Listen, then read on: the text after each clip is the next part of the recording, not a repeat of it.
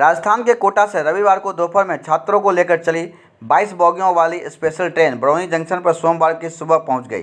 Train में मिथिलांचल के 1200 छात्र छात्राएं सवार थे। छात्रों के आगमन को लेकर मेडिकल चेकअप की टीम पर्याप्त प्रबंधन के साथ जंक्शन पर मौजूद थी। जंक्शन पर जांच में अधिक समय नहीं लगे, इसलिए 22 मेडिकल टीम को लगाया गया था। जिलाधिकारी अरविंद कुमार वर्मा एवं पुलिस अधीक्षक अवकाश कुमार स्वयं मॉनिटरिंग के लिए बरौनी जंक्शन पहुंचे थे। सभी जिलों की बसें बच्चों को लेने के लिए खड़ी थीं। अधिकांश छात्रों ने कोटा में रहने पर अपने परेशानियों को बयां भी किया।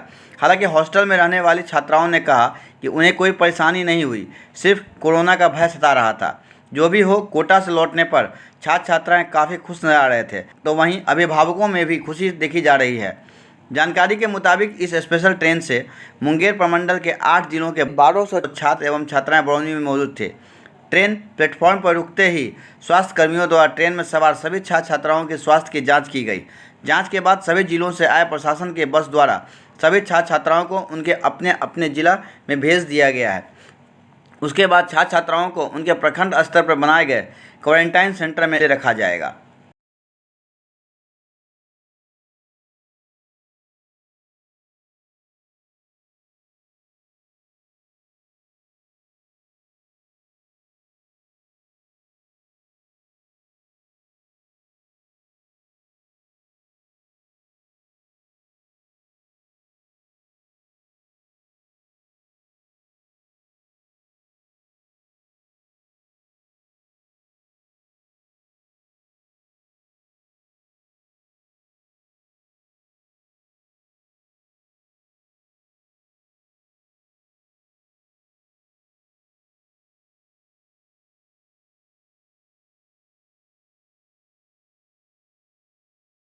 और जो व्यक्ति सिम्टोमेटिक पाया जाएगा, जो बच्चा, उसको हम लोग यहाँ पे क्वारंटाइन में रखेंगे, उसका सैंपल का जांच करवाएंगे। उसके बाद उसको रिजल्ट के आधार पर रिलीज़ करेंगे।